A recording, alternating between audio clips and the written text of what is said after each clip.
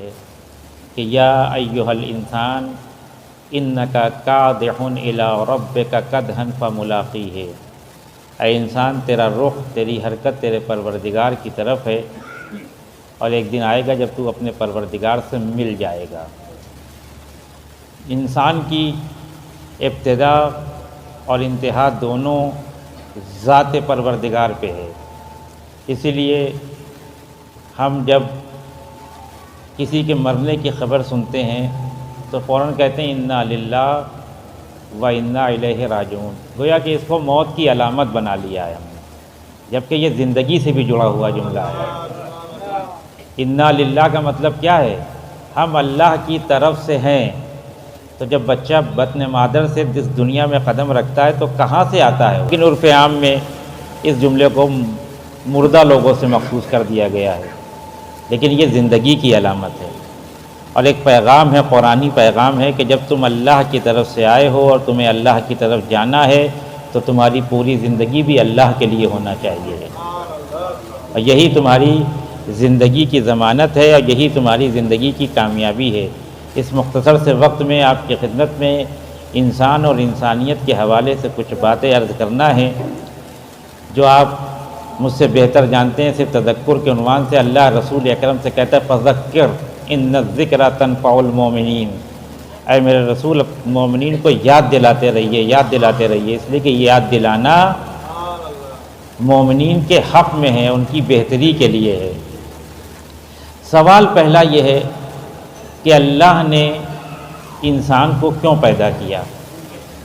جواب آپ کے ذہنوں میں ہے ایک آیت کے ذیل میں، وَمَا خَلَقْتُ الْجِنَّ وَالْإِنسَ إِلَّا لِيَعْبُدُونَ، لیکن میں تھوڑا سا ہٹ کے بات کرنا چاہتا ہوں۔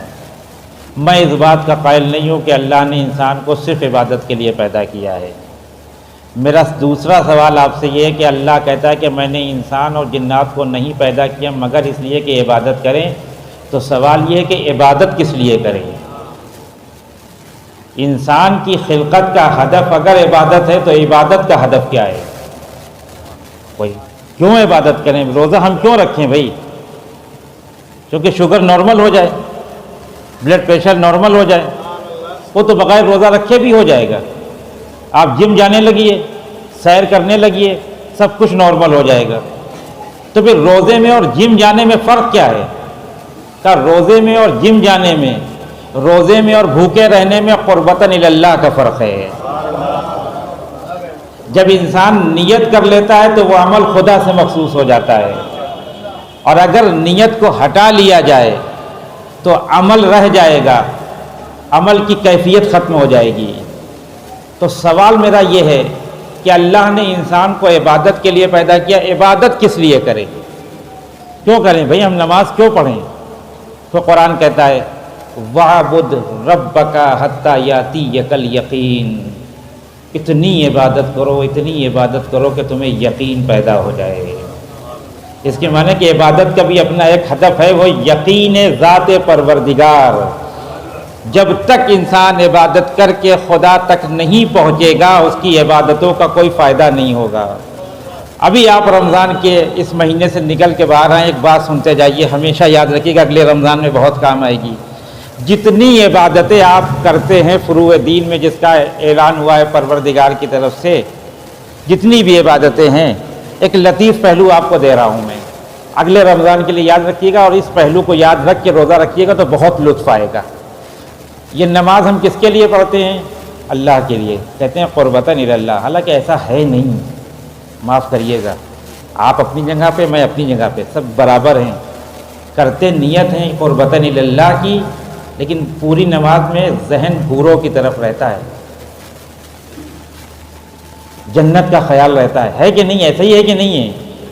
قربتاً الی اللہ، 2 رکعت نماز پڑھی اور فوراً حساب کتاب کرنے بیٹھ گئے کہ 2 حوریں ہمارے قبضے میں آ گئیں، اب ایک گھر ہم کو ہو گیا۔ لیکن وہ کتنا کریم ہے کہ عبادتیں جنت کے لیے ہو رہی ہیں، جزا پروردگار دے رہا ہے،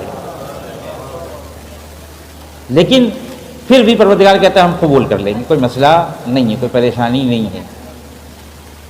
لیکن جتنی بھی عبادتیں ہم سب کرتے ہیں وہ سب خدا کے لیے کرتے ہیں، اور سب کی جزا ہے انشاءاللہ، ناقص عبادتوں پہ کامل جزا دینے والا ہے پروردگار۔ لیکن روزہ ایک الگ عبادت ہے، اس کا مسئلہ بالکل الگ ہے، وہ میں عرض کرنا چاہتا ہوں، وہ میرے اس موضوع سے منطبق ہوتا ہے۔ نماز کے لیے اللہ نے یہ نہیں کہا کہ نماز میرے لیے ہے میں اس کی جزا دوں گا، پڑھتے اللہ کے لیے ہیں۔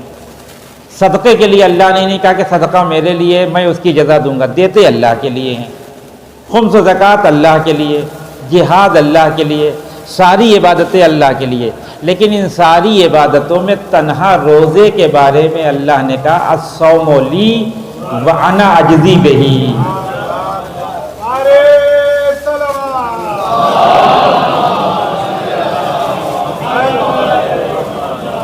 اب اس عبادت کو دو طرح سے پڑھا جا سکتا ہے، اجزی بہی و اجزی بہی۔ ایک کا ترجمہ یہ ہوگا کہ روزہ میرے لیے ہے میں اس کی جزا دوں گا، اور ایک کا ترجمہ یہ کہ روزہ میرے لیے ہے میں اس کی جزا ہوں، میں جزا دوں گا نہیں، ذات پروردگار اس کی جزا بن جائے گا۔ اب مجھے امام حسین کا وہ جملہ یاد آ رہا ہے دعائے عرفہ میں، جس میں حضرت فرماتے ہیں ماذا فقدا من وجدک، پروردگار اس نے کیا کھویا جس نے تجھے پا لیا، اور پروردگار اس نے کیا پایا جس نے تجھے کھو دیا۔ روزے کے لیے پروردگار کہتا ہے کہ روزہ میرے لیے ہے تو میں اس کی جزا بن جاؤں گا۔ تو پھر بارگاہ خداوندی میں سوال کرتے ہیں کہ نماز کس کے لیے ہے پروردگار؟ یہ حج کرنے 7.5 لاکھ روپے میں جا رہے ہیں، کس کے لیے جا رہے ہیں؟ اس لیے نہیں جا رہے ہیں ہم قطعاً کہ ہمارے آگے لکھا جائے الحاج، نہ بھی لکھا جائے تو ہم حاجی ہو جائیں گے۔ پروردگار یہ خمس و زکوٰۃ و صدقہ یہ نیکیاں یہ سب میں تیری ذات کے لیے کر رہا ہوں، کہ وہ کر رہے ہوگے، لیکن ہم اس بات کی ضمانت نہیں لیتے کہ ہمارے لیے ہے۔ تو پروردگار روزے کے لیے ضمانت کیوں لے لی؟ کہ روزہ ایک ایسی عبادت ہے، عبادتوں میں ساری عبادتوں میں روزہ ایک ایسی عبادت ہے جسے دیکھا نہیں جا سکتا۔ آپ روزے کو کیسے دیکھیں گے؟ دو بہت لطیف پہلو ہیں اس میں۔ ایک تو روزے کو دیکھا نہیں جا سکتا، عبادت کو دیکھا، نماز کو دیکھا جا سکتا ہے۔ آپ رکوع میں جا رہے ہیں، سجدے میں جا رہے ہیں، قنوت پڑھ رہے ہیں، تشہد پڑھ رہے ہیں، آدمی سمجھ جائے گا کہ مولانا نماز پڑھ رہے ہیں، ان کو ڈسٹرب نہیں کرو۔ جہاد عبادت ہے، دیکھا جا سکتا ہے۔ کیوں؟ اس لیے کہ تلوار لے کے میدان جنگ میں جائیں گے، چلائیں گے، یا ماریں گے یا مر جائیں گے، معلوم ہوگا کہ جہاد کر کے شہید ہو گئے۔ آپ خمس و زکوٰۃ و صدقہ ادا کریں گے، جب آپ صدقہ اپنی جیب سے نکال کے دے رہے ہیں تو ایک آدمی دیکھ رہا ہے کہ مولانا 100 روپے دے رہے ہیں۔ تو جتنی عبادتیں ہیں، توجہ رکھیے گا ایک جملے پہ خالی، جتنی عبادتیں ہیں سب کو دیکھا جا سکتا ہے۔ تو ان کی ایک کمزوری بھی ہے، جس کو دیکھا جا سکتا ہے اس کو دکھایا بھی جا سکتا ہے۔ نہیں، آپ نے توجہ نہیں کیا۔ جو چیز دیکھی جا سکتی ہے اس کو دکھایا بھی جا سکتا ہے، اور جس دن جذبہ دکھاوا پیدا ہو جائے اسی دن شرک میں مبتلا ہو جائے گا انسان۔ لیکن جو چیز دیکھی نہ جا سکتی ہو اسے دکھایا بھی نہیں جا سکتا۔ تمام عبادتوں میں روزہ ایک ایسی عبادت ہے جس کو دیکھا نہیں جا سکتا، تو جس کو دیکھا نہیں جا سکتا اس کو دکھایا نہیں جا سکتا، تو اس لیے اتنی پاک و پاکیزہ عبادت ہے۔ تو اب دوسرا مرحلہ، تو نماز کو کیسے دیکھا جا سکتا ہے؟ ایک صاحب اکیلے مسجد میں نماز پڑھ رہے تھے، کوئی نہیں تھا، آرام سے نماز پڑھ رہے تھے، اللہ سے لو لگائے ہوئے تھے، احساس ہو گیا کوئی پیچھے سے آ گیا، قرأت کو تھوڑا سا گاڑھا کر دیا، اب ولا الضالین نکل نہیں پا رہا ہے۔ دیکھیں، جو چیز دیکھی جا سکتی ہے اس کو دکھایا بھی جا سکتا ہے۔ اب یہ نماز کسی اور کے لیے ہو گئی، یہ خدا کے لیے نہیں ہے۔ نتیجے کی منزل پہ آپ توجہ رکھیے گا، جہاں تک میں لے جانا چاہتا ہوں۔ رسول اکرم کے پاس حالت جہاد میں کچھ لوگ آئے مبارکباد دینے کے لیے، رسول اللہ آپ کا فلاں صحابی جام شہادت نوش کر گیا، شہید ہو گیا، مبارک ہو آپ کو۔ رسول نے کہا کہ نہیں، وہ شہید نہیں ہوا، وہ ہلاک ہوا ہے۔ اصحاب نے کہا کہ ہم نے اپنی آنکھوں سے دیکھا ہے بھائی کہ وہ شہید ہوا ہے۔ کہا نہیں، وہ شہید نہیں ہوا ہے، وہ میدان جنگ میں لڑ تو اللہ کے لیے رہا تھا، لیکن میدان جنگ میں اسے ایک خوبصورت جانور نظر آ گیا، اس کے حصول کے لیے جب آگے بڑھا تو مر گیا۔ تو ہم تو سمجھ رہے ہیں کہ جہاد کر رہا ہے، بس وہی مجبوری وہی ہے کہ جس چیز کو دیکھا جا سکتا ہے اس کو دکھایا بھی جا سکتا ہے۔ اچھا خاصا صدقہ دے رہے تھے، اللہ سے لو لگا کے کہ بیچارہ کوئی غریب آ گیا 100 روپے دے دو اس کا کام حل ہو جائے، پاس میں دیکھا ایک دوست کھڑے، نیت بالکل سے بدل گئی کہ یہ دیکھ لیں کہ میں بھی دیتا ہوں، وہ پیسہ بھی گیا، عمل بھی گیا۔ لیکن تنہا روزہ ایک ایسی عبادت ہے کہ جسے دیکھا نہیں جا سکتا، خدا کے علاوہ یہ عبادت اور کسی کے لیے ہو نہیں سکتی۔ اگر ہو رہی ہوتی تو شدید گرمی میں تنہا کمرے میں بیٹھے ہوئے ہیں، بہترین کھانا رکھا ہوا ہے، ٹھنڈا پانی رکھا ہوا ہے، کوئی دیکھنے والا نہیں ہے، بھوک لگی ہے، پیاس لگی ہے، پی لیجیے، کھانا کھا لیجیے، منہ پوچھ کے مسجد میں آ جائیے گا ظہرین کی نماز پڑھنے کے لیے۔ کسے کیا پتا آپ نے کیا کیا کمرے میں؟ کوئی کرتا ہے؟ کوئی دیکھنے والا نہیں ہے، کوئی پوچھنے والا نہیں ہے، بھوک بھی لگی ہوئی ہے، پیاس بھی لگی ہے، کھانا بھی رکھا ہے، پانی بھی رکھا ہے، لیکن نہ پینا اور نہ کھانا اس بات کی دلیل ہے کہ خدا کے لیے کر رہا ہے۔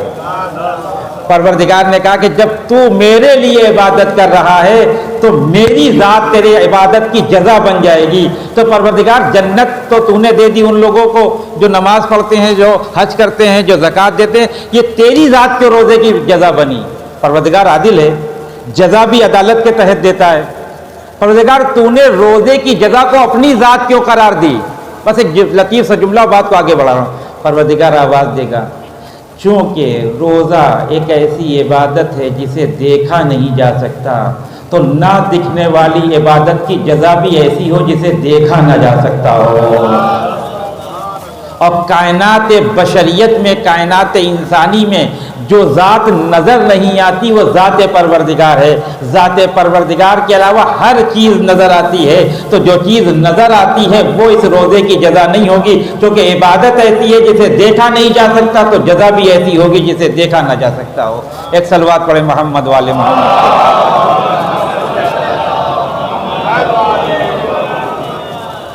وَاعْبُدْ رَبَّكَ حَتَّى يَأْتِيَكَ الْيَقِينُ، يَأْتِيَكَ الْيَقِينُ۔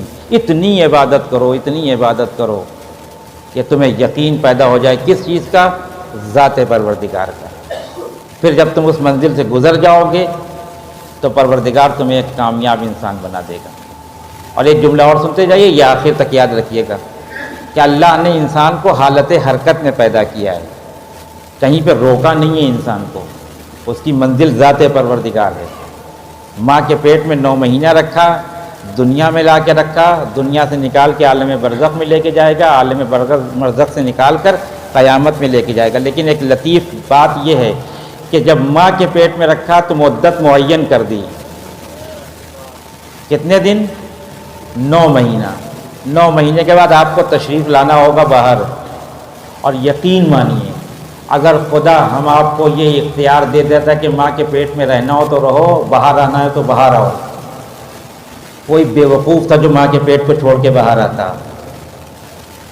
وہاں اطمینان سے کھانا مل رہا ہے، وہاں اطمینان سے رہنے کی جگہ مل رہی ہے، وہاں لباس کا انتظام ہو رہا ہے۔ کہاں بے وقوفی کرے گا انسان کو اس دنیا میں آ کے پڑھے لکھے، نوکری کرے، گھر بنائے، کپڑا خریدے، روٹی، اسی میں تو الجھ جاتا ہے انسان۔ تو جب فری میں ماں کے پیٹ میں مل رہا ہے تو وہاں سے نکل کے کیوں آ جا؟ اللہ نے کہا نہیں، وہاں سے آنا پڑے گا، وہاں سے آنا پڑے گا تمہیں۔ 9 مہینے کے بعد تمہیں اب اس دنیا میں آئے، لیکن اس دنیا میں یہ نہیں بتایا کتنے دن رہنا ہے، یہ نہیں بتایا کہ یہاں کتنا ہے، 6 مہینے رہنا ہے، 6 سال رہنا ہے، 60 سال رہنا ہے، 100 سال رہنا ہے۔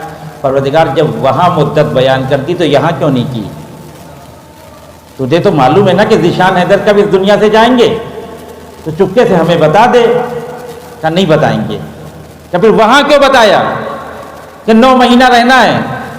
کہ وہاں اس لیے بتایا کہ جہاں تمہیں خود نہیں بننا تھا، خدا کو بنانا تھا، وہاں ہم نے بتا دیا کہ 9 مہینے میں بنا دیں گے۔ جہاں تمہیں خود بننا ہے وہاں نہیں بتائیں گے کہ تمہیں کب بن کے جانا ہے۔ جن لوگوں نے بتا دیا وہ نتیجے بھگت رہے ہیں۔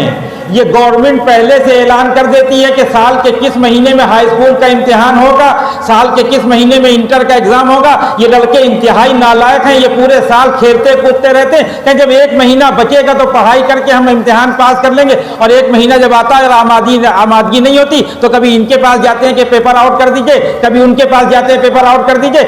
اگر گورنمنٹ بھی خدا کی طرح یہ نہ بتاتی کہ ہم اسکول کا امتحان کب لیں گے تو بچہ ہر وقت آمادہ رہتا ہے امتحان کے لیے۔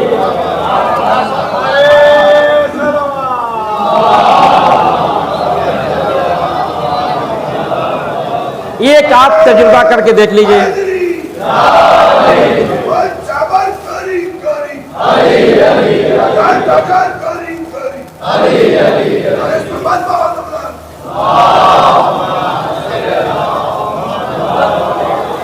ایک تجربہ کر کے دیکھ لیجئے. کرود میں ایک اسکول کھولیے اور جس میں یہ شرط رکھیے کہ امتحان کی ڈیٹ نہیں بتائیں گے, کبھی بھی لے لیں گے. دیکھ لیجئے بچے کتنا پڑھتے ہیں. اور اللہ نے مذاق بھی نہیں کیا ہم سے کہ یہ گارنٹی ہم تم کو نہیں دیتے کہ تم 60 سال کے بعد مرو گے. ہم نے 1 دن والے کو بھی مارا ہے, 1 مہینے والے کو بھی مارا ہے, 6 مہینے والے کو بھی مارا ہے, جوان کو بھی مارا ہے, بوڑھے کو بھی مارا ہے, مرد کو بھی مارا ہے, عورت کو بھی مارا ہے. ہم تمہیں بتائیں گے نہیں کہ تمہیں یہاں سے کب جانا ہے. جہاں خود بنانا تھا وہاں مدت بیان کر دی, جہاں ہمیں خود بننا تھا وہاں مدت بیان نہیں کی. میرا فرشتہ کبھی بھی تمہارے دروازے پہ آ سکتا ہے, جسے موت کا فرشتہ کہتے ہیں. یہاں پر ایک جملہ عرض کرنا چاہتا ہوں. دیکھیے فرشتے 2 طرح کے ہیں, 2 کام ہوتے ہیں. ایک کام ہوتا ہے ہم کو علم عطا کرنا ہے. جو ہم کو علم عطا کرتا ہے اسے کیا کہتے ہیں؟ معلم, استاد. اور جو ہم سے امتحان لیتا ہے اس علم کا اسے کیا کہتے ہیں؟ ممتحن. جو آ کر پیپر بنا کے کہتا ہے جو پڑھایا ہے. اب کبھی کبھی ایسا ہوتا ہے کہ جو معلم ہوتا ہے وہی ممتحن بن جاتا ہے, لیکن اس میں بھی ایک فرق ہوتا ہے. جب اب نوجوان یہاں پہ موجود ہیں, جب تک وہ معلم رہتا ہے بچے ڈرتے نہیں ہیں. جیسے ہی وہ ممتحن بن جاتا ہے پتہ نہیں کیا پوچھ لیں گے, معلوم نہیں کون سا سوال آ جائے گا. تو 2 چیزیں ہیں, ایک ہے معلم, ایک ہے ممتحن. معلم کا کام ہے ہماری روح کو ارتقاء کی طرف لے کے جانا. ممتحن کا کام ہے ہمارے جسم کو اس کلاس سے اٹھا کے اس کلاس میں رکھنا. تو جہاں جسم کو منتقل کرتے ہیں وہاں خوف پیدا ہوتا ہے, جہاں روح کو منتقل کرتے ہیں وہاں خوف پیدا نہیں ہوتا. جبریل سے کوئی نہیں ڈرتا. اتنے مجمع میں کوئی یہ کہتے کہ ہم تو نہیں چاہتے کہ جبریل ہمارے گھر پہ آ جائیں. ہر آدمی کہتے بسم اللہ بھائی کل کے آتے آج آ جائیں, کیونکہ جبریل معلم انسانیت ہیں.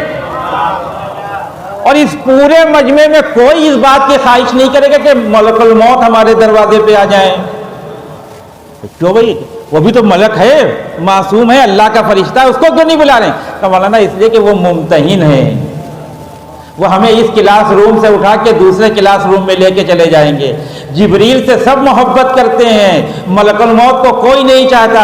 اس کا فلسفہ یہ کہ جبریل روح کی ترقی کا کام کرتے ہیں, ملک الموت جسم کو منتقل کرتے ہیں. ملک الموت سے ہر کوئی گھبراتا ہے کہ ہمیں اس کلاس سے اٹھا کے اس کلاس میں لے کے جائیں گے. لیکن جب انسان ملک الموت سے گزر جائے, جب انسان آمادہ ہو جائے تو پھر اس کے لیے فرق نہیں پڑتا کہ وہ ملک الموت کی طرف چلا جائے یا ملک الموت اس تک چلے آئے. ایک صلوات پڑھیں محمد والے محمد.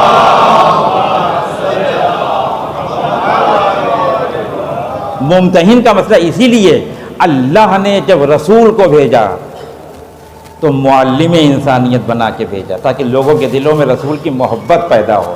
وَيُعَلِّمُهُمُ الْكِتَابَ وَالْحِكْمَةَ, اے میرے رسول آپ ان کو کتاب و حکمت کی تعلیم دیجئے. آپ ممتحن نہیں ہیں, آپ معلم ہیں. اب معلم کا کام کیا ہوتا ہے؟ علم کو رائج کرنا. پہلی جنگ رسول نے کی جنگ بدر. کیا ہوا جنگ بدر میں؟ مسلمان الحمدللہ کامیاب ہو گئے, آج بھی کامیاب ہوں گے انشاءاللہ. وہی فارمولہ استعمال کرنا جو جنگ بدر میں تھا. جنگ بدر و احد میں جو فارمولہ استعمال ہوا ہے وہی آج جو ملک کر رہا ہے وہ کامیاب ہے. ابھی ہم سب ڈرے بیٹھے ہیں اب کیا ہوگا. جو مار کے بیٹھے ہوئے ہیں اطمینان میں ہیں, جو سن رہے ہیں وہ گھبرائے ہوئے ہیں. میں آپ کو ایک مرحلے تک لے کے جاؤں, آپ یہ نہ سوچیے گا کہ ایران کو اپنے اسلحے پہ بہت ناز ہے, نہ, یہ تو دوسری جنگ میں طے ہو گیا تھا. جنگ احد میں, جنگ احد کا جب نقشہ بدلا ہے, پورا نقشہ بدل گیا. جانتے ہیں آپ جنگ احد بھی جیت لی تھی اسلام نے. پہاڑی پہ ایک درہ تھا, وہاں پہ رسول اللہ نے کچھ لوگوں کو کھڑا کر دیا تھا اور کہا تھا کہ دنیا ادھر سے ادھر ہو جائے, آپ یہاں سے ہٹیں گے نہیں. انہوں نے کہا رسول اللہ آپ کے پاس جان قربان ہے. یہاں سے ایک بات سمجھ میں آتی ہے, اگر رہبر کی بات امت نہ مانے تو رہبر کے رہتے ہوئے رسوا ہو جاتی ہے۔ رہبر کی بات ماننا بہت ضروری ہے، وہ بھی رہبر بصیر اگر آپ کو مل گیا ہے تو اللہ کا شکر ادا کریے۔ امتیں ترستی ہیں رہبروں کے لیے، اللہ نے ہمیں ایسے ایسے رہبر دیے ہیں کہ جو ہماری رہنمائی کر رہے ہیں۔ رسول اکرم نے کہا کہ تم ہٹنا نہیں، انہوں نے کہا نہیں ہٹیں گے۔ جنگ جیت گئے مسلمان، اب جب مسلمان جنگ جیتے غریب تو تھے ہی، میدان میں مال غنیمت لوٹنے میں سب ایسا مصروف ہے، یہ لوگ تھوڑا سا اوپر تھے، یہ سارا نظارہ دیکھ رہا ہے، جیسے میں ابھی منبر پہ بیٹھا ہوں میں سب کو دیکھ رہا ہوں کہ یہ فلاں میرا دوست وہ لے جا رہا ہے، وہ دیکھیے وہ انہوں نے یہ لوٹ لیا، کہ اگر ہم یہیں کھڑے رہ گئے تو وہ تو سب لے کے چلے جائیں گے، ہمیں کیا ملے گا؟ اس کے معنی ہے کہ اپنے رہبر کو عادل نہیں سمجھتے تھے۔ کہ چھوڑو اب تو ہم جنگ جیت گئے، نکل آئے ادھر سے کفار مکہ، اب مشرکین مکہ نے حملہ کیا اور جیتی ہوئی جنگ مسلمان ہار گئے، سب رسول کو چھوڑ کے چلے گئے۔ میں پھر عرض کر رہا ہوں، جو حالات دنیا کے بنے ہوئے ہیں، آپ یہ نہ سوچیے گا کہ ایران اپنے اسلحے پہ اتراتا ہے، نہ، قطعاً ایسا نہیں ہے اسلحے پہ، ورنہ جن کو مار رہا ہے ان کے پاس ایران سے بڑے بڑے اسلحے ہیں، اور جو ان کی حمایت کرنے کے لیے آ گئے ہیں خطے میں وہ بہت بڑے بڑے اسلحے لے کے آئے ہیں، کوئی مقابلہ ہے نہیں۔ لیکن پھر کیوں مارا؟ یہ جنگ احد کو دیکھیے، جنگ احد میں دو شخصیتیں، صرف دو شخصیتیں میدان میں رسول کے ساتھ ہیں، علی ابن ابی طالب جو ہمیشہ رہے،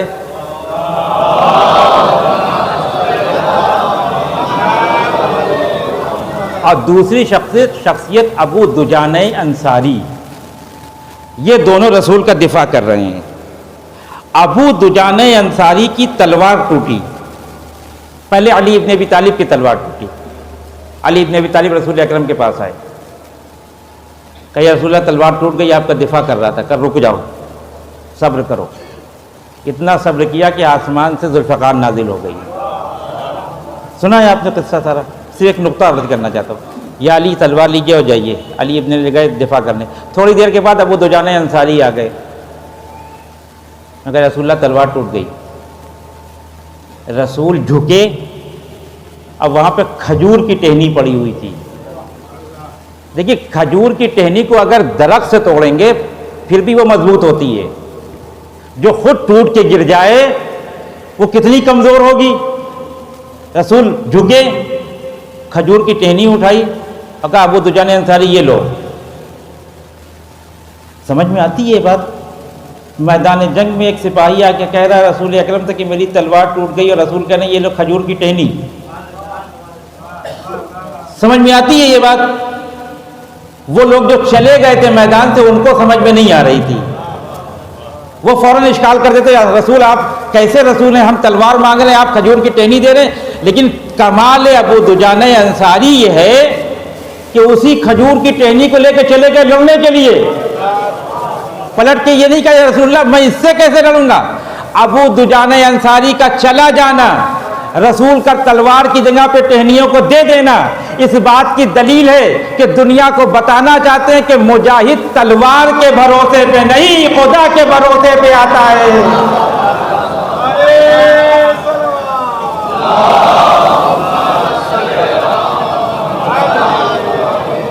اب آپ سمجھے یہ اتنا چھوٹا سا ملک اتنے بڑے ملک کو مار کیسے رہا ہے؟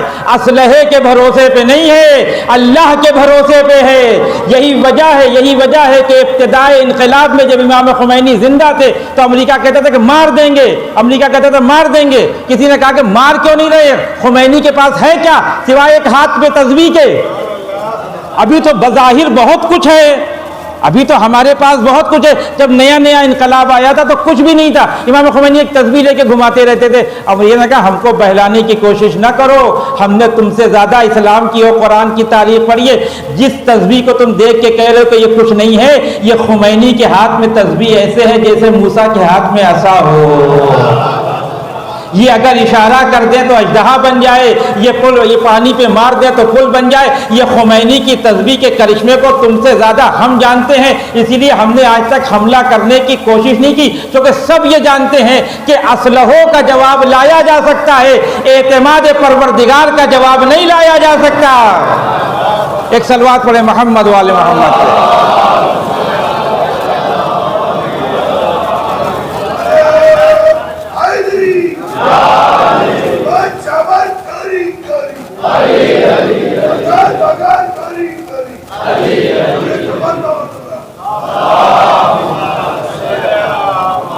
لیکن اس اعتماد کے لیے انسان بننا پڑے گا، انسان بننا پڑے گا۔ انسان بننے کے لیے حرکت کرنا پڑے گی، حرکت کے لیے عبادت ہوگی، اور اتنی عبادت کے حتیٰ یاتی یقل یقین، انسان کو یقین پیدا ہو جائے کہ اب ہم بندے پروردگار۔ اور اسی لیے اللہ نے ہمیں آپ کو پیدا کیا ہے، کھانے پینے کے لیے نہیں پیدا کیا ہے کہ تم کھاؤ پیو اطمینان سے، وہ تو زندگی گزارنے کا طریقہ ہے، ورنہ اپنی ذات کے لیے۔ ہم تم کو بہت بلندی پہ لے جانا چاہتے ہیں۔ انسان کہاں جانا چاہتا ہے؟ پروردگار کہتا ہے ہم تمہیں اتنی بلندی پہ لے جانا چاہتے ہیں کہ کنکریاں تم پھینکو، کہیں گے کہ ہم نے پھینکی ہے۔ بیعت تمہارے ہاتھوں پہ ہوگی، کہا جائے گا کہ میرے ہاتھوں پہ ہوئی ہے۔ یعنی میں انسان تیرے اختیار کو اپنے اختیار سے جوڑ کے تجھے منزل، اس بلند منزل پہ لے کے جانا چاہتا ہوں کہ جہاں کوئی مخلوق خدا پہنچ نہیں سکتی۔ اور اگر انسان نہ جانا چاہے تو کیا ہوگا؟ تب وہ بھی راستہ میں نے تمہارے لیے چھوڑ دیا ہے۔ ہم نے تمہارے لیے ایک راستہ بنایا ہے کہ تم انسان بن کے کمالات کی منزل کی طرف چلے جاؤ، اور ایک راستہ بنا دیا ہے کہ تم حیوان بن کے اس سے بھی پستر ہوتے جاؤ۔ نہ کمال میں جا کے تمہاری حد معین کریں گے، نہ پستی میں جا کے تمہاری حد معین کریں گے۔ جب کمال کی طرف پروردگار لے کے گیا اپنے رسول کو معراج پہ، اب اس سے زیادہ کوئی منزل ہو نہیں سکتی، تصور نہیں کر سکتے، تو اللہ نے کیا کہا؟ دنا فتدلّا فقاب قوسین او ادنی، قریب ہوا، اتنا قریب ہوا کہ 2 کمان یا اس سے کم، 2 کمان تو سب جانتے ہیں کتنا ہوتا ہے، اتنا کر لیں گے، یہ 2 کمان اور بڑا کر لیجئے، اتنا 2 کمان کا فاصلہ معلوم ہے، کم کا نہیں معلوم۔ پروردگار جب 2 کا بتایا تھا تو کم کا بھی بتا دیتا کہ کتنا کم، کہ اگر کم بتا دیتا تو انسان کی حد معین ہو جاتی ہے۔ ہم 2 یا 2 سے کم، ہم انسان کی کسی حد کو معین نہیں کریں گے، کیونکہ وہ ہماری طرف آ رہا ہے، اور جو ہماری طرف آ رہا ہے کیونکہ میری کوئی حد نہیں ہے۔ خدا کو کیسے پائیں گے آپ؟ کس نے دعویٰ کیا کہ ہم نے پا لیا خدا کو؟ کوئی یہ تو نہیں کہہ سکتا۔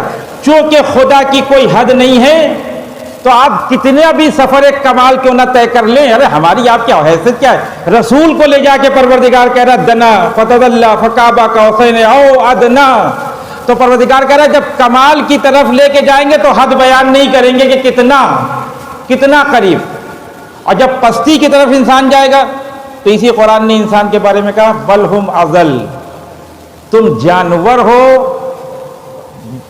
تو جانور تو سمجھ میں آتا کیا ہے، تو پتہ ہے جانور کیا چیز ہوتی ہے، لیکن ایک چیز ہوتی ہے جس کے لیے انسان مارنے اور مرنے پہ تیار ہو جاتا ہے، وہ ہے انسان کی اپنی آئیڈینٹی، شناخت، تشخص۔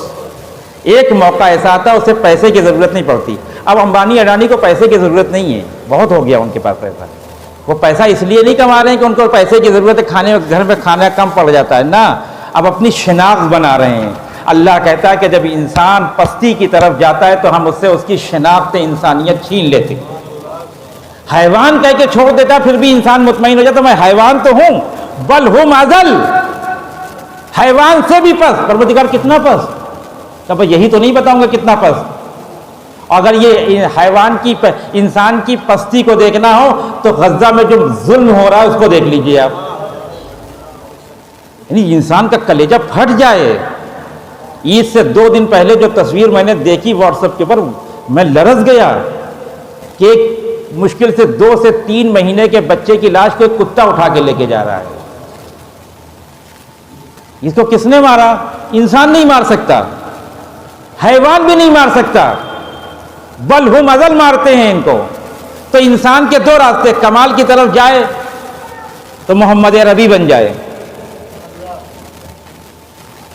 پستی کی طرف آئے تو پھر فرعون و شداد و نمرود و نیتن یاہو بن جائے، اس سے بھی پست ہو جائے۔ ہم تمہیں لیکن تمہیں بن کے آنا ہے، ہم تمہیں بنائیں گے نہیں، ہم نے تمہیں بننے کے لیے پیدا کیا ہے۔ یہاں پروردگار جب بننے کے لیے پیدا کیا تو راستہ کیا دیا ہے؟ کہ 2 راستے ہیں بننے کے لیے، ایک قرآن ہے اور ایک اہل بیت ہے۔ بنانا کیا چاہتا ہے؟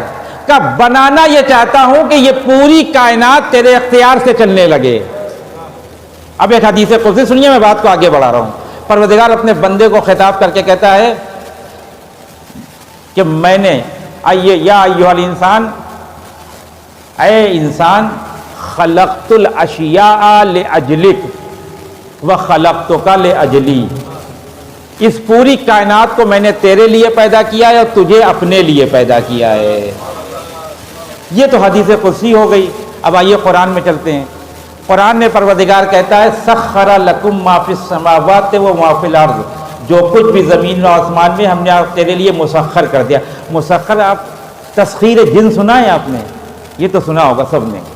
جو چیز ہم سے مربوط نہیں ہوتی ہم وہی زیادہ سنتے ہیں، جناتوں کے پیچھے جھومنے لگتے ہیں۔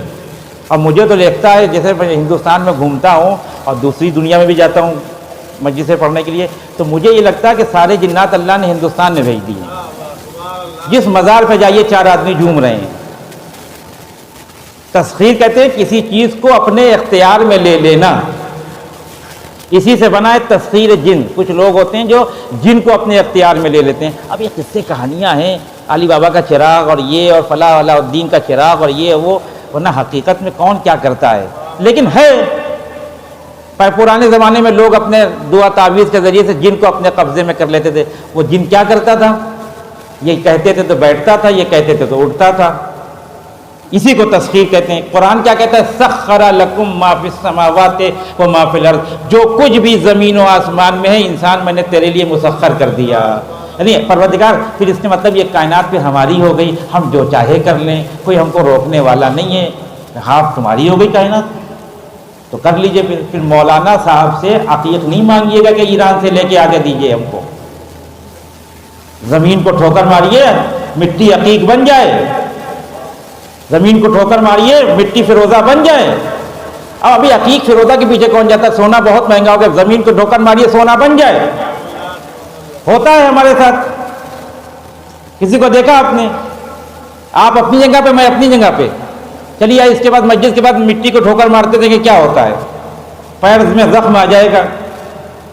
زمین نہ سونا بنے گی، نہ یاقوت بنے گا، نہ زمرد بنے گا، کچھ بھی۔ تو پروردگار ہمارے ساتھ مذاق کر رہا ہے، تو کہہ رہا سخر لکم ما فی السماوات و ما فی الارض، ساری زمین تیرے لیے، پوری کائنات تیرے لیے۔ پروردگار آواز دے گا، اپنے مطلب کی بات یاد رکھی، پہلے جملے کو بہت یاد رکھا، خلقت الاشیاء لاجلک، ہم نے یہ کائنات کو تیرے لیے پیدا کیا ہے۔ میں نے اس کائنات کو تیرے لیے اس شرط کے ساتھ پیدا کیا ہے کہ تو میرا ہو جا۔ جتنا تو میرا ہوتا جائے گا اتنی کائنات تیری ہوتی جائے گی۔ ہم پانی سے ہاتھ دھوئیں تو پانی گندا ہو جائے، لیکن ہم نے کسی انسان کو اسی دنیا میں دیکھا، جب دسترخوان الہی سے اٹھ کے اس نے اپنے ہاتھ کو دھویا تو ہاتھ کا پانی جو ہاتھوں سے کھلا تھا جب تشت میں گیا تو موتی بن گیا، زمرد بن گیا، یاقوت بن گیا، فیروزہ بن گیا۔ پروردگار ہم ہاتھ دھوئیں تو پانی گندا ہو جائے، سید سجاد ہاتھ دھوئیں تو پانی موتی بن جائے۔ یہ فرق کہاں سے آیا؟ کب فرق پہچانو، یہ فرق جس نے یہ کام کیا ہے اس کو تم کیا کہتے ہو؟ دولت والا، حکومت والا، طاقت والا کا نہیں، اس کو سید سجاد کہتے ہیں، زین العابدین کہتے ہیں۔ اس کے معنی ہے کہ یہ رتبہ دولتیں نہیں دلاتی، حکومتیں نہیں دلاتی، اگر ملتا ہے تو عبادت پروردگار سے ملتا ہے۔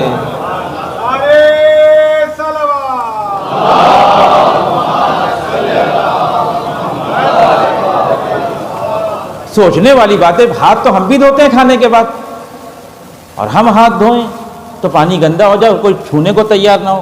اور امام سجاد جب ہاتھ دھوئیں تو وہ موتی زمرد۔ کیوں؟ سخر لکم ما فی السماوات و ما فی الارض، تم خدا کے ہو جاؤ، اس کائنات کو خدا تمہارے حوالے کر دے گا۔ اب اس مجمع میں سے بہت سے لوگ ہوں گے، لیکن مولانا معصوم کی بات نہ کیا کریے ہم سے، آپ وہ کہاں اور ہم کہاں، بات یہی ہے۔ ہم مقابلہ نہیں کر سکتے عصمت کا، بالکل نہیں کر سکتے، لیکن اللہ نے یہ سخر لکم ما فی السماوات و ما فی الارض صرف معصوم کے لیے نہیں رکھا ہے، غیر معصوم کے لیے بھی رکھا ہے۔ اسی لیے حضرت آیت اللہ عاملی جوادی عاملی حفظہ اللہ تعالیٰ فرماتے ہیں کہ خلافت الہی پہ ہر کوئی پہنچ سکتا ہے، منصب نہیں ملے گا اسے، نبی نہیں بن سکتا، لیکن اللہ کا خلیفہ بن سکتا ہے اگر وہ صفات پیدا کر لے جو ذات پروردگار کے اندر ہے۔ تو یہ معصوم سے مخصوص نہیں۔ ایک واقعہ سنیے تاکہ بات آپ کے لیے واضح ہو جائے۔ ایک نام آپ نے سنا، نہیں سنا تو اب سن لیجئے آپ۔ حمال تبریزی ایک شخص ہے، تبریز ایک شہر ہے ایران میں، ٹرکی سے ملا ہوا، اور وہ ٹرکی کا ہی مانا جاتا ہے، وہاں ٹرکی بولی جاتی، فارسی نہیں بولی جاتی۔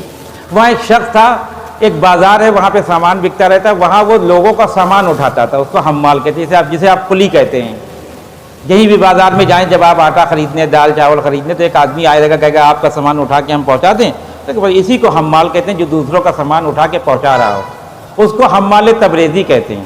اسی بازار میں اس کی قبر بنی ہوئی ہے، لوگ جب سامان خریدنے آتے ہیں تو زیارت بھی کرتے ہیں قبر کی، اس لیے نہیں ہے کہ سامان اٹھاتا تھا، اتنا کوئی کسی کا احسان مند نہیں ہوتا ہے اس دنیا میں، کہ ارے ہمارا اس نے ایک دفعہ سامان اٹھایا، کہہ کے پیسہ بھی تو دیا تھا، کوئی احسان کیا تھا ہمارے پر۔ لیکن لوگ آتے ہیں، باقاعدہ توسل کرتے ہیں اس کی ذات سے۔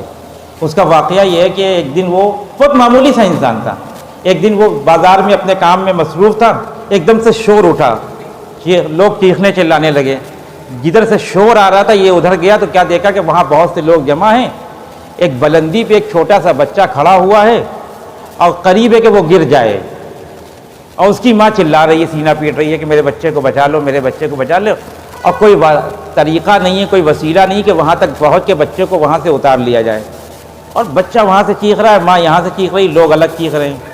ایک ایسا ہوا کہ بچے کا پیر پھسلا اور بچہ نیچے آنے لگا بلندی سے۔ اب کیا کیا جائے؟ یہ حمال تبریزی وہیں پہ کھڑے تھے، انہوں نے وہیں سے بچے کو اشارہ کیا کہ رک جاؤ۔ سخر لکم ما فی السماوات و ما فی الارض خلقت الاشیاء لاجلک وخلقتک لاجلی، یہ پوری کائنات میں نے بشر تیرے لیے پیدا کی، کسی اور کے لیے پیدا نہیں کیے۔ جیسے ہی بچہ اوپر سے نیچے آنے لگا، اس نے کہا رک جاؤ، حمال تبریزی نے کہا رک جاؤ، بچہ ہوا میں رک گیا، بچہ ہوا میں ہے۔ اب یہ قصہ کہانی نہیں ہے، یہ حقیقت ہے، آپ جا کے وہاں پتہ کر سکتے ہیں۔ اور یہ پھر حمال تبریزی آگے گئے اور پھر اس کو حکم دیا کہ نیچے آؤ، اس کو آغوش میں لے لیا اور ماں کے پاس لا کے دے دیا۔ اب سوچیے وہاں کیا ہوا ہوگا۔ یہاں اگر کوئی یہ کمال کر کے دکھا دے، کتنے نعرے لگیں گے۔ اب لوگوں نے حمال تبریزی کو گھیر لیا۔ بس ایک جملے کے لیے عرض کر رہا ہوں یہ واقعہ، تاکہ معلوم ہو جائے کہ سخر لکم ما فی السماوات و ما فی الارض کی حقیقت کیا ہے، کس کس کے لیے ہے، انسانیت کے کس کس طبقے کے لیے ہے۔ اب لوگوں نے چاروں طرف سے حمال تبریزی کو گھیر لیا اور نعرے لگنے لگے، صلوات ہونے لگی، ولی خدا ولی خدا ولی خدا۔ انہوں نے کہا دیکھو بھائی بہت سادہ آدمی تھا، ورنہ ہم جیسا تیز ہوتا تو وہیں پہ شروع ہو جاتا جھومنا کہ ہم واقعی ولی خدا آؤ، دو چار اور لوگ آؤ۔ نہ، بہت سادہ آدمی، بالکل سادہ آدمی، شخصیت پرست نہیں تھا۔ دیکھا دیکھو ایسا کہ میں کوئی ولی خدا نہیں ہوں۔ کہا رہے بھئی آپ نے اتنا بڑا کارنامہ انجام دے دیا، آپ ہیں کوئی بہت پہنچی ہوئی چیزیں آپ بتا نہیں رہے ہیں۔ کہا نہیں میں کوئی پہنچی ہوئی چیز نہیں، میں تم لوگوں کا سامان اٹھاتا ہوں، بس یہی میرا کام ہے۔ تو کہا جب آپ پہنچی ہوئی چیز نہیں ہے تو آپ نے یہ کام کیسے کر دیا؟ کیا کر دیا میں نے؟ کہا آپ نے بچے کو ہوا میں روک دیا، یہ چھوٹا موٹا کام سمجھتے ہیں آپ؟ کہ اس میں کون سی بڑی بات ہے؟ اب جملہ سنیے گا، جب آپ نے کیا کیسے؟ یہ تو کوئی بڑی بات ہی نہیں ہے، 30-40 سال سے میں پروردگار کی بات سن رہا تھا، پروردگار جو کہتا تھا میں کرتا چلا جا رہا تھا، جو کہتا تھا میں کرتا چلا جا رہا تھا۔ آج 30-40 سال کے بعد میں نے خدا سے کہا کہ یہ کر دے، پروردگار نے کہا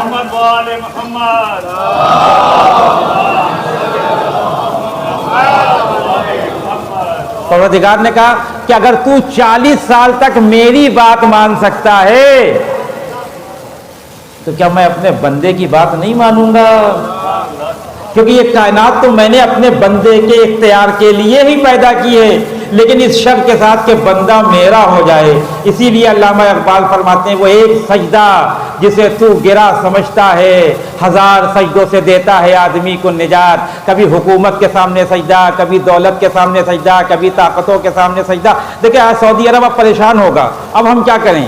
جن کے سہارے ہم اپنے کو محفوظ رکھے تھے، جب وہ خود مار کھا گئے کبھی ان کے پاس جا رہے ہیں، کبھی ان کے پاس جا رہے ہیں، کبھی ان کے پاس جا رہے ہیں، جتنا سجدہ کرتے جا رہے ہیں اتنی مجبوری بڑھتی چلی جا رہی ہے۔ علامہ اقبال کہتے ہیں ایک وحدہ لا شریک کے سامنے سجدہ کر کے دیکھو، سب تمہارے قدموں میں آ جائیں گے۔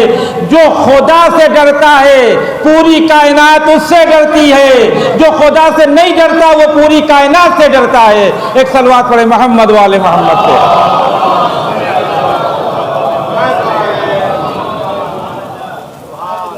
تعجب ہوتا ہے نا، کہ کیسے حملہ کرتے، سوچا سمجھا نہیں، کیا ہو جائے گا؟ خدا کا ڈر۔ یہ قربان جائیے قرآن کے، واقعی قرآن کو بہت دقت سے پڑھا کریے۔ قرآن کھیل نہیں ہے، قرآن نے بتایا ہے آپ کو کہ دشمن سے کیسے لڑا جاتا ہے۔ امام علی نے نہج البلاغہ میں ایک جگہ پہ اپنے اصحاب کو بہت ڈانٹا۔ ایک بہت دلچسپ موضوع ہے نہج البلاغہ کا، اصحاب امام علی سے امام علی کے شکوے۔ کہ میرے جو اصحاب اتنے نالائق ہیں کہ جب دشمن کے سامنے جاتے ہیں تو اتنے کمزور ہوتے ہیں کہ دشمن کی رال ٹپک جاتی ہے۔ کہہ رہے ان کو شکست دینا کون سی بڑی بات ہے؟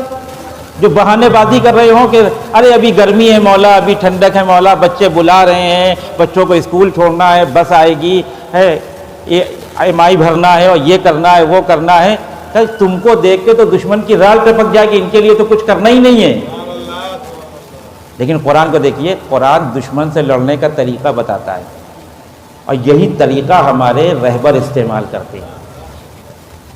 3 سال پہلے جب اسرائیل نے ایک غلطی کی تھی، ایک ایٹمی پلانٹ کو اڑانے کی کوشش کی تھی ایران کے بوشہر میں جو تھا، اور کامیاب نہیں ہو پایا، اللہ نے حفاظت کی، تو پلٹ کے ایران نے بھی مارا۔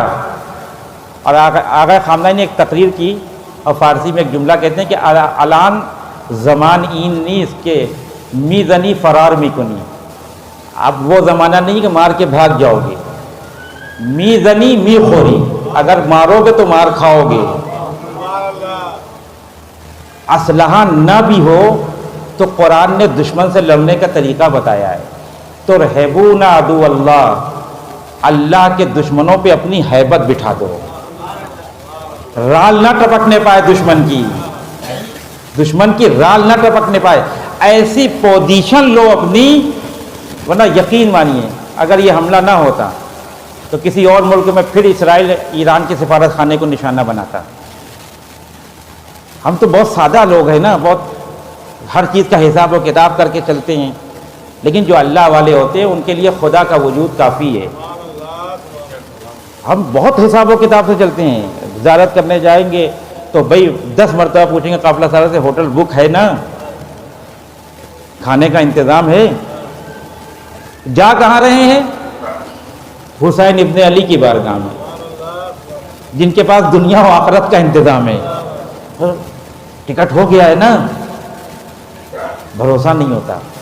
لیکن ابراہیم خلیل کو دیکھیے آپ، اپنے چھوٹے سے بچے کو جو 90 سال کی عمر میں پیدا ہوا تھا، 90 سال کی عمر میں جناب ابراہیم کے گھر میں، وہ بھی دوسری بیوی سے، جناب ہاجرہ سے، اپنی اس بیوی کو اس بچے کو لے کے کہاں چلے گئے؟ وادی غیر ذی زرع میں۔ وادی غیر ذی زرع جانتے ہیں کسے کہتے ہیں؟ بنجر زمین کو۔ جس وقت جناب ابراہیم اپنے بچے کو لے کے مکے پہنچے ہیں تو مکے میں نہ پانی تھا، نہ درخت تھا، نہ انسان تھے، نہ حیوان تھے، نہ پرندے تھے، کچھ بھی نہیں کہا پروردگار میں اپنی ذریت کو یہاں پہ ٹکا رہا۔ ایک صلوات پڑھے محمد والے محمد۔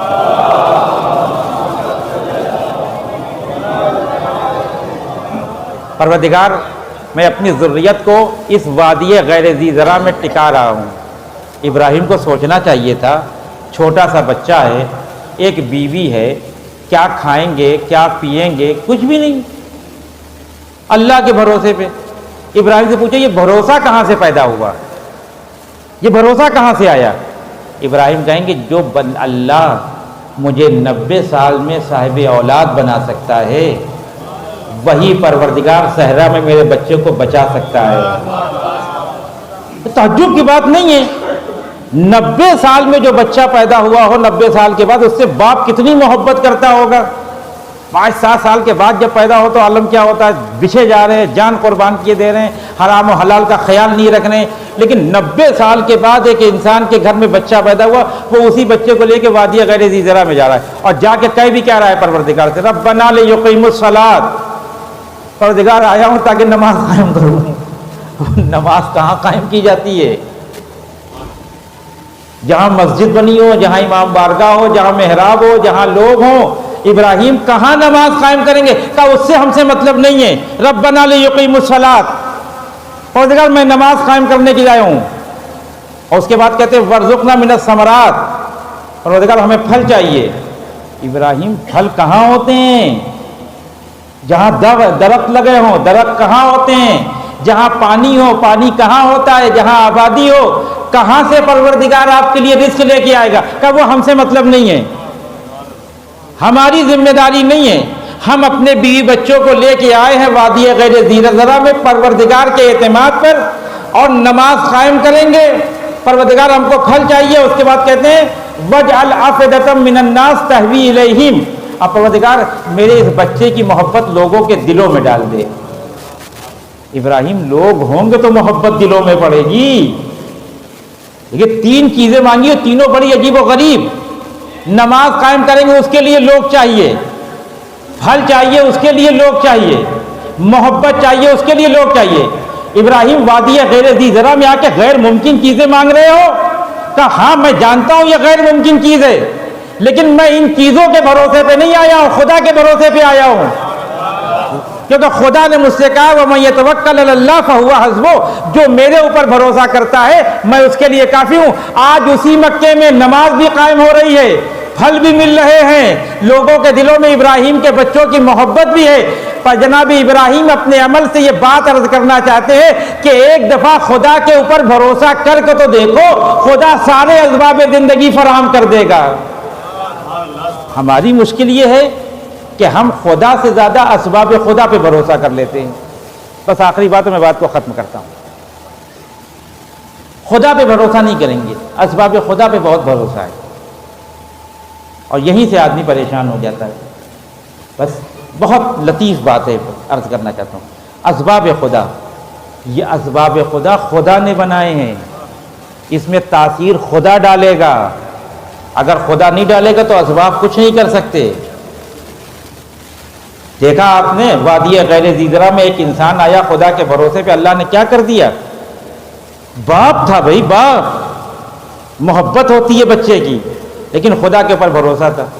لیکن کچھ لوگ ہیں جو خدا سے زیادہ اسباب خدا پہ بھروسہ کرتے ہیں. بڑا دلچسپ واقعہ، لیکن یہ تمثیلی ہے، حقیقی واقعہ نہیں ہے، لیکن بات کو سمجھانے کے لیے خوب ہے.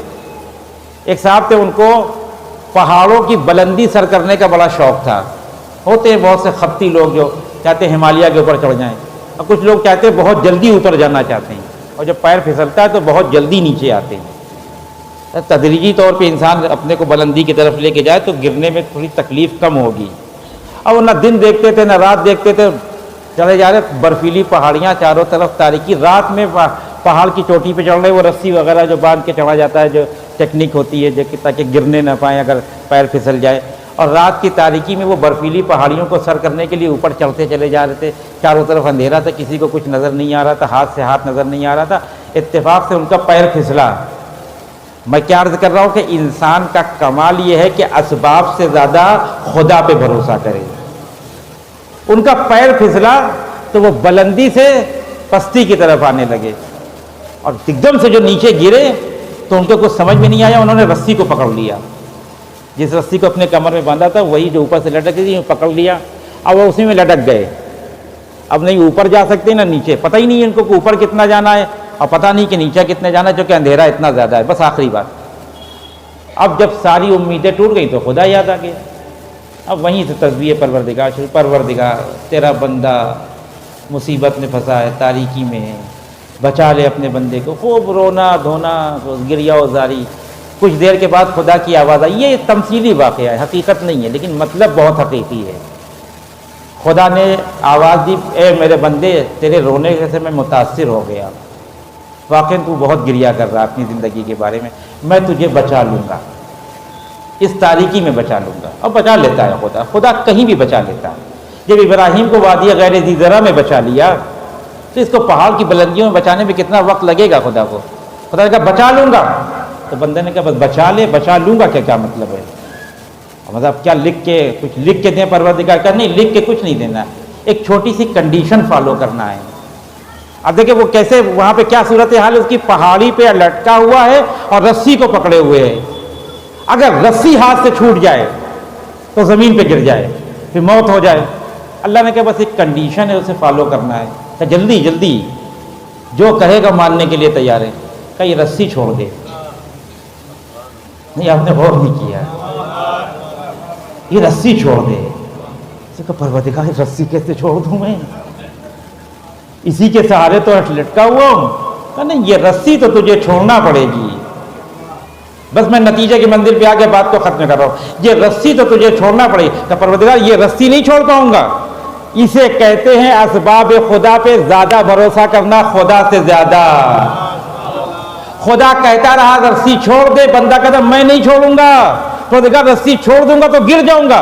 پروردگار جب تک چھوڑے گا نہیں بچاؤں گا نہیں, جب تک چھوڑے گا نہیں بچاؤں گا نہیں. عجیب بندہ ہے, مدد خدا سے مانگ رہا ہے, بھروسہ رسی کے اوپر ہے.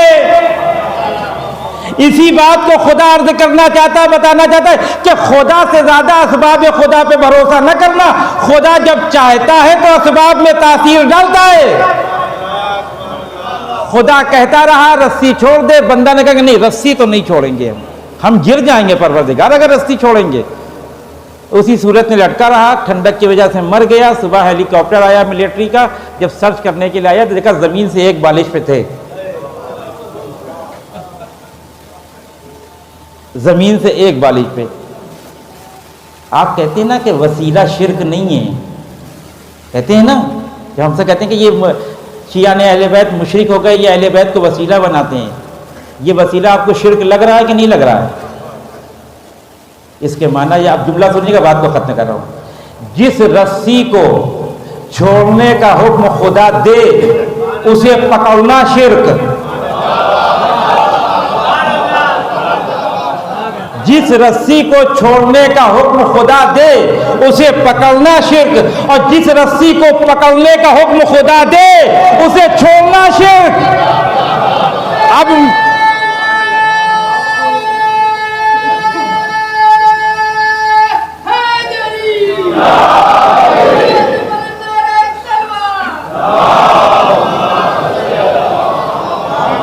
اسی لیے میں رسی کی مثال لے کے آیا تھا کہ بات میری واضح ہو جائے. جس رسی کو چھوڑنے کا حکم خدا دے دے اسے پکڑنا شرک, اور جس رسی کو پکڑنے کا حکم خدا دے دے اسے چھوڑنا شرک. اب یہ دنیا ہمارے سلسلے میں فیصلہ کرتی رہے, مجھے کوئی فکر نہیں پڑتی. میں تو قرآن کی بارگاہ میں جاؤں گا, قرآن سے پوچھوں گا کس رسی کو پکڑنے کا خدا نے حکم دیا. وَاعْتَصِمُوا بِحَبْلِ اللَّهِ جَمِيعًا, اللہ کی رسی کو سب لوگ مضبوطی سے پکڑ لے. جائیے تفسیر دیکھیے اس آیت کی, سب نے لکھا ہے اللہ کی اس رسی کا نام اہل بیت ہے. اس کے معنی یہ کہ اہل بیت کے دامن کو پکڑنا عین توحید ہے, اہل بیت کے دروازے سے چلا جانا عین شرک ہے. ایک صلوات پڑھے محمد والے محمد کے.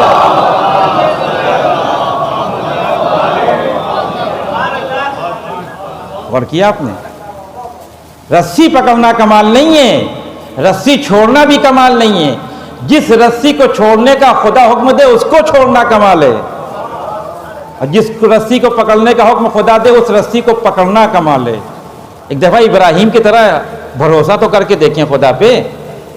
ایک باپ 90 سال کی عمر میں ایک چھوٹے سے بچے کو وادی غیر ذی زرع میں, باپ کی محبت بڑی مشہور ہے, بچوں نے باپ کے اصالہ ثواب کی مجلس رکھی ہے. باپ ساری مصیبتیں اپنے اوپر برداشت کر لیتا ہے, بچے کو کسی مصیبت میں نہیں دیکھ سکتا. لیکن جناب ابراہیم ایک ایسے باپ ہے جو باپ بھی ہیں اور خلیل بھی ہیں, پتہ ہے جناب ابراہیم کو. لیکن جب جا رہے تھے جناب اسماعیل کو چھوڑ کے, تو پیچھے مڑ مڑ کے دیکھ رہے تھے. یہ باپ کی وہ محبت تھی جو کھینچ رہی تھی بیٹے کو اپنی طرف. یہی ہوتا ہے عزیزو, باپ کا سایہ جب تک سر پہ رہتا ہے تو بچہ اپنے کو بہت قوی محسوس کرتا ہے, اور جب یہ سایہ اٹھ جائے تو ضعف کا احساس ہونے لگتا ہے. خوش نصیب تھے وہ بچے کہ جب باپ دنیا سے گیا تو تینوں جنازے میں شامل ہو گئے. اللہ اکبر. اور ہر بچے کی یہ تمنا ہوتی کہ جب اس کا باپ دنیا, جانا تو سب کو دنیا سے ہے, کوئی دنیا میں رہنے کے لیے تو نہیں آیا ہے, لیکن جب کوئی بوڑھا باپ بستر مرگ پہ ہوتا ہے اور وہ اپنے جوان بیٹوں کو اپنے اطراف میں دیکھتا ہے تو سکون مل جاتا ہے کہ چلو میرے جوان بیٹے موجود ہیں، جب میں اس دنیا سے جاؤں گا تو مجھے غسل و کفن دے کے عزت و احترام کے ساتھ مجھے قبر تک پہنچا دیں گے۔ اور ہوتا بھی یہی ہے عزیزو، جس کا باپ دنیا سے چلا جائے اگر بیٹے موجود ہیں تو آگے آ جاتے ہیں، غسل و کفن کا اہتمام کرتے ہیں، اس کے جنازے کو اٹھاتے ہیں، اسے قبرستان لے جا کے دفن کرتے ہیں۔ کسی بیٹے کے اندر یہ تحمل نہیں ہے کہ اس کے باپ کے جنازے کے ساتھ بے حرمتی ہو جائے اور برداشت کر کے چلا جائے، لیکن یہ قسمت فقط سید سجاد کی ہے۔ کوئی بیٹا اپنے باپ کے جسم پہ زخم برداشت نہیں کر سکتا، لیکن یہ قسمت صرف سید سجاد کی ہے۔ عصر عاشور جب حسین ابن علی اس خیمے میں آئے جہاں سید سجاد غش کے عالم میں پڑے ہیں، آواز دی بیٹا سید سجاد اٹھو، بابا آیا ہے۔ اے میرے لال تمہارا باپ رخصت آخر کے لیے آیا ہے۔ جب سید سجاد نے آنکھ کھولی، امام حسین کے وجود کو سامنے دیکھا، ارے بیٹے تو باپ کو سائے سے پہچان جاتے ہیں، لیکن امام سجاد اپنے بابا امام حسین کو پہچان نہیں پائے۔ کہا کون؟ کہا میرے لال تم نے اپنے بابا کو نہیں پہچانا؟ کہا بابا آپ کے جسم پہ اتنے زخم کہ اب آپ پہچانے نہیں جا رہے۔ اب یہاں سے جو گفتگو باپ اور بیٹے میں ہوئی وہ بہت عجیب و غریب ہے۔ امام حسین کے لیے بہت سخت ہے یہ مرحلہ۔ جب کہا کہ بابا آپ، کہا بیٹا میں وقت آخر ہے میرا، اب میں رخصت کے لیے آیا ہوں، میں مقتل میں جا رہا ہوں۔ تو جب امام سجاد غش میں گئے تھے تو پورا کنبہ زندہ تھا۔ علی اکبر جیسا بھائی زندہ تھا، قاسم جیسا بھائی زندہ تھا، اور محمد جیسے بھائی زندہ تھے، عباس جیسا چچا موجود تھا، اصحاب موجود تھے۔ جناب امام سجاد نے کہا بابا چچا عباس کہاں ہے جو آپ جا رہے ہیں؟ کہا میرے لال فرات کے کنارے شانے کٹا کے سو رہا ہے۔ کہا میرا بھیا قاسم لاشا پامال ہو گیا، میرے بھیا اور محمد دنیا سے چلے گئے۔ آخری سوال جو امام حسین سے امام سجاد نے پوچھا جس کا جواب دے نہیں پائے حسین ابن علی، کہ بابا میرا بھیا علی اکبر۔ اب حسین ایک جوان بھائی کو جوان بھائی کے مرنے کی خبر کیسے دے؟ بس بات کو اس طرح سے ٹال گئے حسین ابن علی، اے سید سجاد مردوں میں میرے اور تمہارے علاوہ کوئی باقی نہیں ہے۔ سید سجاد نے عصا کا سہارا لیا، بیٹے کی غیرت جاگی، اے بابا میں پہلے آپ کے اوپر جان قربان کروں گا۔ ارے بیٹے کی موجودگی میں باپ مقتل میں چلا جائے یہ بیٹا کوئی برداشت نہیں کر سکتا۔ لیکن امام حسین نے کہا میرے لال ابھی تمہارا جہاد شروع نہیں ہوا ہے، اے میرے لال تمہیں بیویوں کو لے کے یہاں سے کوفہ اور کوفہ سے شام لے کے جانا ہے۔ اے سید سجاد میرا جہاد کربلا میں ختم ہو جائے گا، تمہارا جہاد کربلا سے شروع ہوگا۔ اے عزیزوں میں بیٹوں کو پھر خطاب کر کے کہوں گا، جب باپ کا جنازہ گھر سے اٹھ رہا تھا تو پورا محلہ آ گیا تھا، پورا شہر آ گیا تھا، جس کو معلوم ہوا فلاں صاحب کا انتقال ہو گیا، چلو بیٹوں کو پرسا دے۔ ہر کوئی آتا تھا گلے لگاتا تھا۔ ابھی جب میں مرحوم کی فاتحہ دینے کے لیے ان کے گھر پہ گیا تو بیٹا رو رہا تھا، ہر کوئی بزرگ آ کے گلے سے لگا کے اس کو تسلی دے رہا تھا۔ یہی ہوتا ہے عزیزو، جس کا باپ دنیا سے چلا جائے بیٹا احساس غربت محسوس نہ کرے، اس لیے بزرگ آ جاتے ہیں سر پہ ہاتھ رکھنے کے لیے، کوئی گلے لگا دیتا ہے، دوست آ جاتے ہیں بھائی گھبرانا نہیں، کوئی کام ہوگا تو ہم کرنے کے لیے تیار ہے، اپنے کو اکیلا محسوس نہ کرنا۔ لیکن ہائے سید سجاد کا مقدر، ایک دفعہ سید سجاد نے بابا سے کہا خدا حافظ، اے عزیزو ہمارا کوئی مرتا ہے تو ہم شان سے اپنے مرنے والے کا جنازہ اٹھاتے ہیں، لیکن حسین جو جنت کے سردار ہیں، جو نبی کے نواسے ہیں، جو فاطمہ کے لگتے جگر ہیں، ارے حسین کا جنازہ مقتل میں 3 دن پڑا رہا۔ سید سجاد بھی غش کے عالم میں ہے، پھوپھی دوڑ کے آئی ہے میرے لال، یہ فرات کا پانی نیزوں کے اچھل رہا ہے، یہ سورج کو گہن کو لگ گیا ہے، یہ منادی عجیب سی ندا دے رہا ہے۔ سید سجاد نے کہا پھوپھی اماں ذرا خیمے کا پردہ تو ہٹائیے۔ ارے کوئی بیٹا باپ کا یہ عالم نہیں دے سکتا، اب جو خیمے کا پردہ ہٹا، نوکر زنا پہ بابا کا سر، اب ایک باپ کا سر بیٹے کے سامنے، پھوپھی اماں بابا مارا گیا۔ ارے سید سجاد منتظر تھے، لوگ آئیں گے پرسا دینے کے لیے، لوگ آئیں گے گلے لگانے کے لیے، ارے لوگ آئے لیکن پرسا دینے کے لیے نہیں، کسی نے درے مارے، کسی نے خیمہ جلایا، کسی نے چادر چھینی۔ بڑا خوش نصیب ہے، بڑے خوش نصیب ہے وہ بیٹے جنہوں نے اپنے باپ کو بڑے شان سے دفن کر دیا۔ لیکن ایک غریب بیٹا جب 11 محرم کو کربلا سے گزرنے لگا، عزیز و مجلس ختم ہو گئی، جب 11 محرم کو یہ قافلہ کربلا سے گزرا، سید سجاد کے ہاتھوں میں ہتھکڑیاں ہے، پیروں میں بیلیا، گلے میں خاردار توق، ایک اونٹ پہ بٹھا دیا گیا۔ ایک بہن ہے جو مقتل میں گھوم رہی ہے، کبھی اس لاشے کے قریب جا کے کہتی کیا تو میرا بھائی ہے، کبھی اس لاشے کے قریب جا کے کہتی کیا تو میرا بھائی ہے۔ اور جب یقین ہو گیا یہ حسین کا لاشا ہے، بہن نے ہاتھوں کو جوڑا، اے بھیا اگر سر پہ چادر ہوتی تو بہن کفن ضرور دیتی۔